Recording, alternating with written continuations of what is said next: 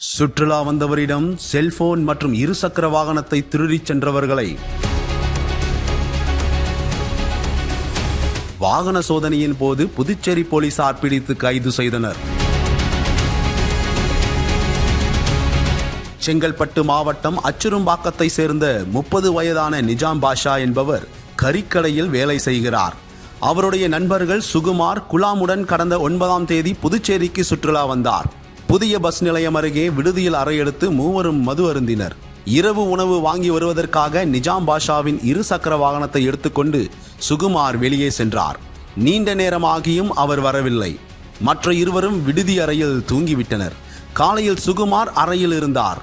அவரிடம் வண்டி எங்கே என கேட்டபோது கடற்கரைக்கு சென்று திரும்பி வரும்போது 3 பேர் மிரட்டி செல்போன் மற்றும் வண்டியை பறித்து சென்று விட்டதாக கூறினார். நிஜாம் பாஷா உடனடியாக உருளையான்பேட்டை போலீசில் புகார் அளித்தார். இந்நிலையில் நேற்று போலீசார் புதுச்சேரி கடலூர் சாலையில் வாகன சோதனையில் ஈடுபட்டிருந்த போது சந்தேகப்படும்படியான 2 பேரை பிடித்து விசாரித்தனர். அப்போது அவர்கள் வைத்திருந்தது திருட்டு வண்டி என்பது தெரிந்தது.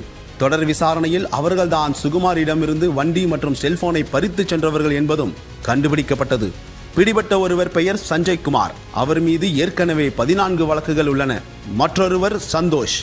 இவர் மீது 2 வழக்குகள் இருப்பது தெரிய வந்தது.